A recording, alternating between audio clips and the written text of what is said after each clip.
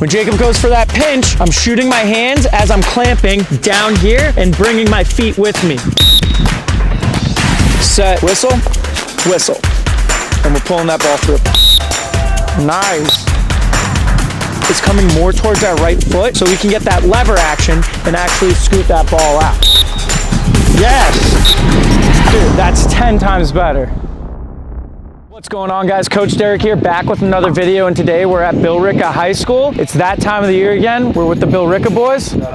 And it's playoff time. Best time of the year for high school ball, and I'm preparing these guys to dominate, hopefully win a D2 ship over here in Massachusetts. So let's get after it. Is there anything specific that you guys wanted to work on today? Counters.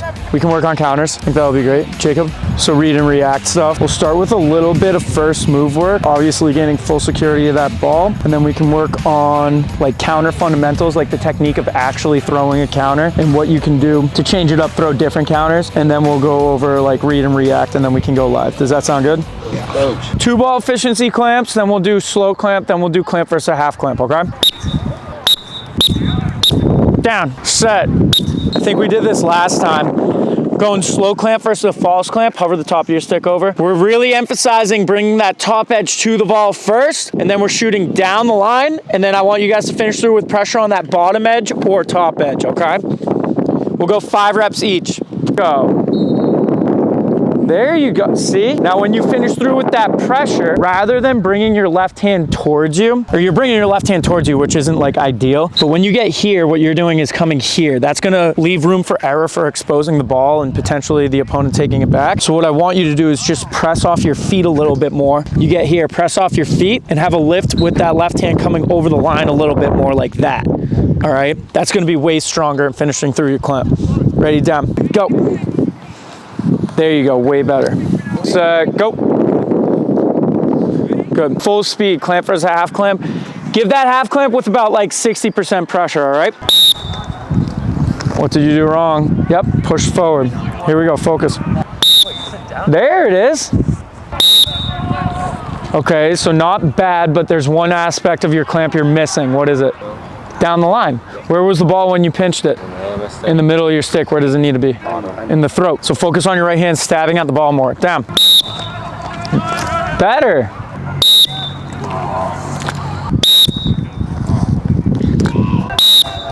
Nice. Nice. Biggest thing, boys. When I say the word counter, what are a couple of moves that come to mind?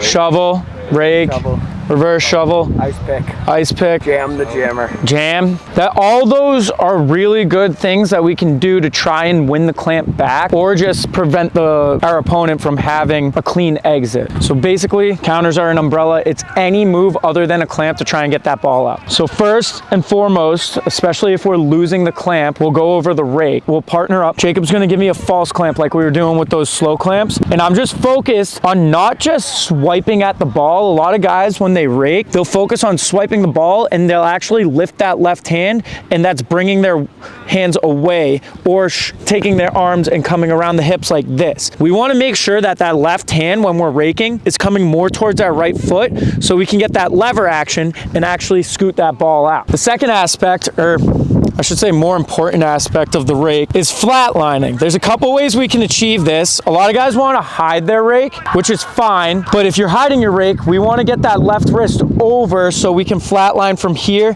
to there, and that's going to help get our head flat. Me personally, I like to have my right hand in my fingertip and my wrist neutral, so all I need to do is close my hand, and that's what's going to get that flat line. So first and foremost, we need a flat line, and then we're bringing that left hand towards our right foot to push through. So when we rake in this drill, we'll go 5 reps each. It'll be down, set, whistle. All right, and we're getting that ball out. If you guys struggle with getting that ball out against that little bit of pressure generated from the false clamp, make sure we're keeping our hands and chest low, and we're also punching that right hand a little bit more forward through the pressure. Good. So your left hand went outside your leg. Try to keep it in between your legs. Get it more perpendicular, okay? Yeah, more like that.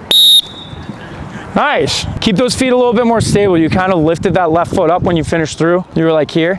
Keep those feet nice and planted. Nice. All right, switch. Good, keep that left hand low though. Right, you lifted your left hand up when we're going, so like you went from here to here like that. Try to keep it low as we're swiping through. Nice, great contact. Does that stuff make sense? Yes, coach. All right, cool. So next, let's work on the shovel, all right? So the shovel is a great move to prevent that forward exit. The biggest thing that guys struggle with is directing their hands to the right spot. So one thing I tell guys when focusing on the shovel is you're actually kind of clamping past his right glove. If Jacob was in his stance, so right about in the middle of his body, so closer to his left hand is where I'm focused on clamping. This is gonna allow me to keep my hands low, preventing any violations from going on top of his stick or not shooting far enough down the line. When Jacob goes for that pinch, I'm shooting my hands as I'm clamping down here and bringing my feet with me. Bringing your feet is important because now I'm in a position where he cannot exit comfortably forward. Next, we're making that glove to glove contact, and rather than lifting up, we're actually going opposite down the line to pull that ball out. See, he had a lot of pressure on that, and what got the ball out is me going to the side instead of lifting up. A lot of guys make that mistake where lifting up, and especially against stronger opponents, that's not going to work as much, and if you're in there too long, you'll get called for a hold. So for drilling this, it'll be down, set, whistle. Jacob's gonna pinch. I'm setting up. Second whistle, making that glove to glove, and then pulling through. Here we go. Grab partner, grab ball. Good. Just like that. Nice. So that was good. You just lifted your hands up and then went down the line. I want you to focus on dragging those knuckles. Yeah. Try to drag those knuckles on the turf. It's gonna help you stay low, get under his stick a little bit better.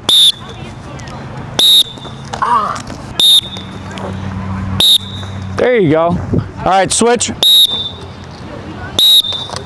Yeah, like that. Good, nice.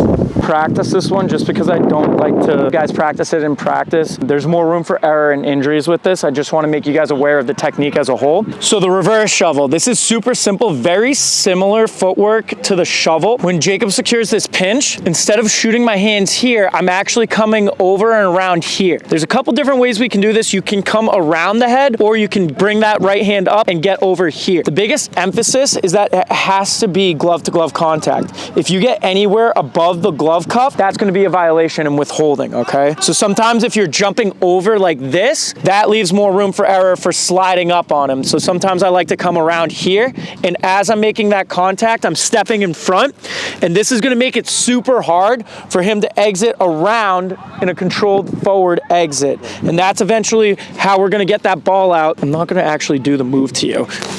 All right, get the ball out between our legs. So make sure we're locking that reverse shovel in glove to glove, and then we're basically hiking it through our legs like a football. Does that make sense? I just wanted to go over the technique of that. Next, we're gonna get into the fish hook or the single arm shovel. This is actually super useful for invading the space, and it's kind of hard to counter with a pinch and pop. For this move, we need to make sure that we're getting our left hand off the stick and shooting that right hand down the line. As we're doing this, I like to focus on my nose going towards the ball and my left hand actually going towards his right foot.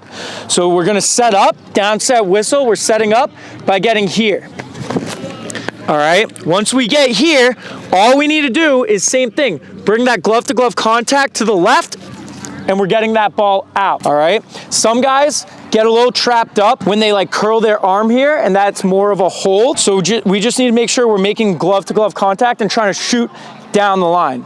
Remember, if we try to lift up too much, it's not gonna be as strong or help you get that ball out in a 50-50 scrum. So 2 whistles, ready, down, set, whistle, whistle. All right, and we're pulling that ball through. Not bad, you just gotta invade a little bit more, right? Try to get that nose over the ball. You're kind of coming around like this instead of directly towards the ball. We want to invade his bubble basically. And it's gonna, you getting your nose to the ball, he won't be able to see his clamp. There you go. Don't lift up or lift that way until you make glove to glove. If you do it too soon, you're gonna slip off. Well, you gotta set that left hand down. It'll set you a more solid base. So good. The last thing I'm gonna tell you is when you're getting in there, you're keeping your stick straight. get that more perpendicular, and it's going to give you more leverage when you make that contact. There you go. Nice.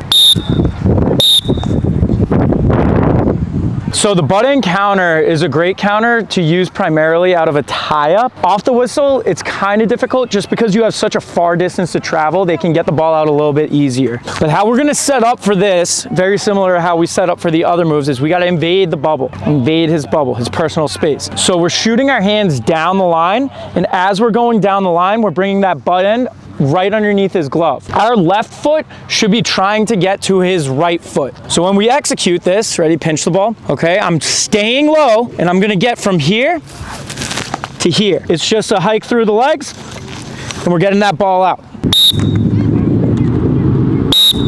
Good, yo, that was great. Just try to stay lower, right? Honestly, not bad. You're just going a little bit too much around. So you're kind of traveling from here upfield. That's opening that fast break. We want to go more diagonal to get in here. So you can bring that foot, instead of like completely pivoting, you can bring that foot like into his area more. So you want to bring your helmet ready to go down. So your helmet came on this side of his arm. Yeah. I want you to try to get your helmet like right here underneath his face mask. Okay. Yes! Dude, that's 10 times better. Nice. Do we have any questions on counters? No. Does all that make sense? Yes. All right, you want to finish out with a couple lives? Oh, yeah. All right, here we go. Oh, nice, good out. Out. Oh.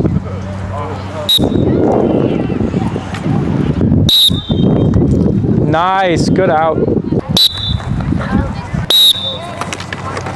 Oh. Good right hand pressure. Jesus, it's in the stick. Ball's out. Ball's out. On your mark. You gotta jump. Oh, that's a reclamp. Ball's out. Nice. Oh, ball's out. Pick it up. Pick it up. Oh my God. Yeah.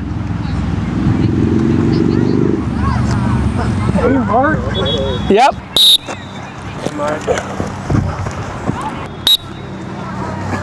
Oh. It's 4. 4, 4, 1, 0. 5. Oh, get it, Sean. Wow. That's a good check. Questions, comments, concerns? No? So that's another day with the Bill Ricka boys. We got after it.